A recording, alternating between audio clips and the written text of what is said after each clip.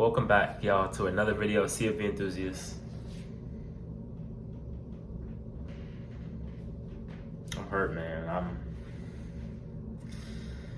I'm hurt. Texas loses in heartbreaking fashion again in the semifinal.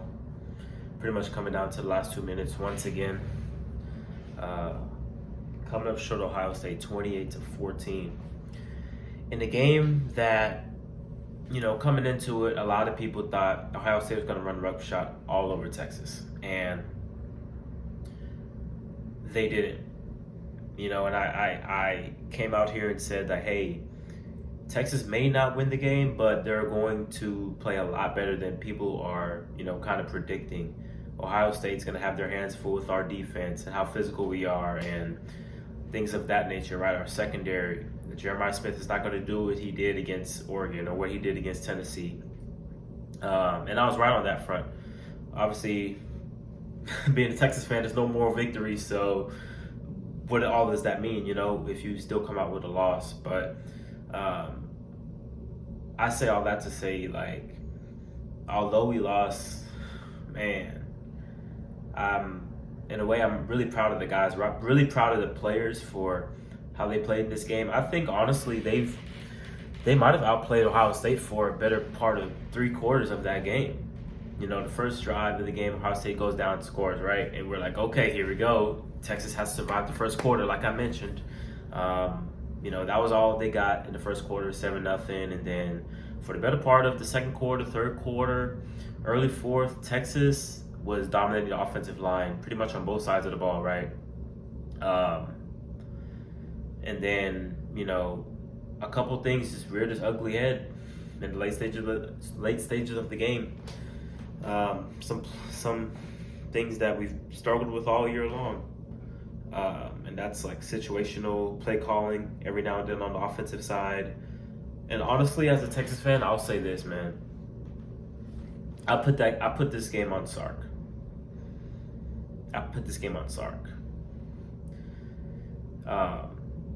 At the goal line, that just, for y'all Texas fans out there, that gave me PTSD to the Oklahoma game last year in 2023. Remember, we had 4 plays from the 1-yard line, couldn't get in. That's exactly what that kind of reminded me of. We brought the jumbo package out there. We had 2 D tackles and couldn't get in. Ohio State, just like us, is known for making goal line stands and short yardage stands. We go up the middle, don't get it. I thought we should have honestly kept that going. If not, then bring Arch Manning in, do the Arch Manning package. Maybe have a wrinkle in there where he throws it, has an RPO, something like that. That's what I was kind of looking for. But toss sweep to Wisner. Terrible play. Terrible. Have y'all noticed anytime we've gone toss sweep or something like that with Wisner, he loses yardage. That's not his best run, but that's neither here nor there. Terrible play call, and then on the 4th down, hey, I don't blame Quinn on that, man. He's trying to buy time. Cam Williams gets beat like a drum, and Jack Sawyer makes an amazing play. Wish we would have gotten down right then and there. We still had 2 timeouts and a 2-minute timeout left. Could have got the ball back and got down the field, but hey, man, I give a lot of credit to Quinn. I don't have the stats in front of me right now. This is just my raw reaction. I think this is how it kind of should be right now, after an emotional game like that. But I thought Quinn played really great early on. He took the 2 sacks, right, and walked right into 2 sacks. And I'm like, Quinn, what are we doing? What's this pocket presence, right? Other than that, I thought Quinn played a really good game. Had us settled in, got us in and out of stuff. He was executing when he needed to. He did miss that one to Golden. I don't think it ended up affecting us.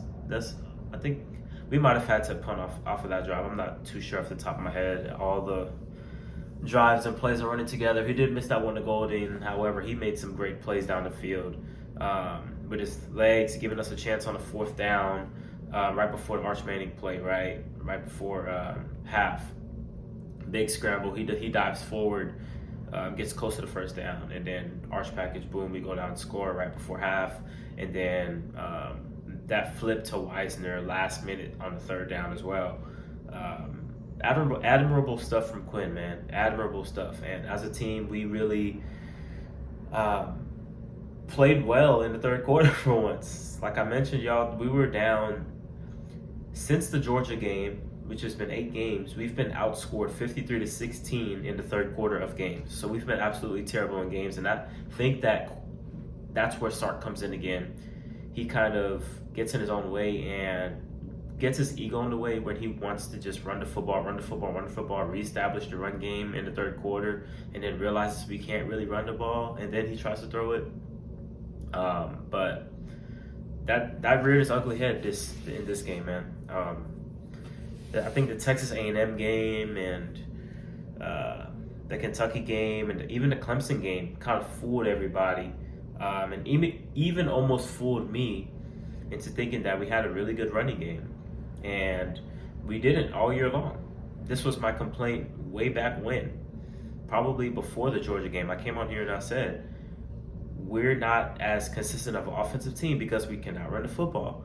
Sark's offenses are based off of running the football and using his play action and, having his own line, getting a really good push and things of that nature, imposing their will. We couldn't run the ball this year on a consistent basis at all. At all. Had a couple moments here and there, made us think, okay, maybe we can kind of do something in the run game, stay balanced. We weren't able to stay balanced today. We had to use the backs a lot out of the backfield, similar to that first Georgia matchup.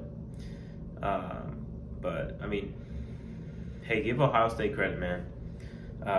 We took away Jeremiah Smith. We took him away, and people were like, oh, Ohio State's not giving him the ball. Well, why do you think that is? We're keeping the ball out of his hands. But, yeah, I give them a lot of credit. Will Howard deserves a lot of credit from me. I think, honestly, the biggest play of the game, it was 14-14. Ohio State was backed up. It was 3rd and long. And, in that moment, I was like, Texas, they were showing pressure. I was like, I'd go all out right here. They ended up going all out. Will Howard maneuvers in the pocket and throws the ball to Taylor Ibuka, I can't remember, for first down. And I was like, okay. Will Howard made a great play. They ended up going down the field, scoring with Judkins. That was earlier in the fourth, right? And I thought that was the biggest play of the game, that Will Howard play. And then the Will Howard 4th and 2, I think it was. Ohio State adjusted quickly because Texas had called a timeout right before that play. We brought out our NASCAR package, which I'm not really sure why. We had Colin Simmons out there, we had Barron Terrell, we had Trey Moore out there. That's our NASCAR package, our pass rushing package. And it was 4th and 2, and I thought everyone knew that, Ohio State was going to run it there. Don't know what type of run they were going to bring, but I'm sure they had a counter for whatever Texas brought out there as a formation. But, they saw the lighter defensive ends were in the game. They're like, okay, we're just going to run it up the middle with Howard. If we had Bill Norton in there or Lole in there, Broughton and, Collins, maybe they go outside, check the play out, but this sucks, man. What does this mean for the future? I don't know. I'll have to make a video here soon going in full detail about what the future holds. But it's disappointing, man. Getting back to the same spot where you lost last year. And it was kind of, in a way, it reminded me of the Washington game, but in a way, it reminded me of the Georgia game. Like, I thought we played well for the majority of the game. And didn't come out on top, man. I'm kind of getting emotional here, just because, man, this team. I love this team. I love the team that we had this year, and especially the defense. I'm a defense guy when it comes to sports in general. But having a really good defensive team is something I've always wanted, and we had that this year, and we were great, and they did all they could again tonight. Our offense got going a little bit. We had momentum there. We had full momentum. Trayvon Henderson gets the 75-yarder right before half. I put that on PK. And then, later on, they just make a couple more plays than our defense. Their offense makes a couple more plays than our defense and brings them home, right? So, will Sark need an offensive coordinator? I've been hearing that swirling around already. I don't know. We're going to have to see. But the offensive output this year, it was a collective failure, I think. And I'll give grades for position groups and coaching in a later video. But I think the offense was a failure this year, despite how many ever points we averaged a game. It's a failure. It's a failure. And there's no excuse to have that many lulls in each game within the season, especially these last 7, 8, 9 games, with the talent that we have. Matthew Golden, Isaiah Bond, even though he was injured for a lot of the year, Gunnar Helm, that offensive line, DeAndre Moore, Trey Wisner, Jaden Blue out the backfield. There's no excuse. And I know Quinn's going to get a lot of hate for this game. He just is. He's so polarizing at this point. It kind of sucks to see, because when he plays well, he doesn't get the credit, but when he plays bad, he gets the blame. It's really weird, but Texas fans haven't been too nice to the guy, but I've never been a Quinn apologist either, but I give him credit where credit's due. I thought he gave us a chance to win the game, and I thought we outplayed Ohio State, like I said, for a better part of that game. So shout out to Quinn for me, but I'm gonna give a more in-depth breakdown and the grades of how the season went by position group and what do I think about Texas moving forward. But to be that short of a national championship berth, especially knowing that I thought we would have matched up really well with Notre Dame, it just hurts.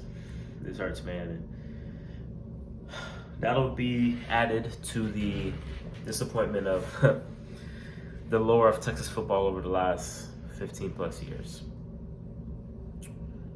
We're not in the same position we were, 5-10 years ago with Charlie Strong, Tom Herman, but damn, man. Sucks. Y'all let me know what y'all think. But, I'm a Texas fan through and through, ride or die, no matter what. So we will be back next year. And, thank goodness I was courage enough to even come on here, because I want to cry low key. So I might go do that after this video. So this is Jimmy for CFP Enthusiast. As always, it's hook 'em for me. It's a nice jacket, by the way. It's always hook 'em for me. And I'm out.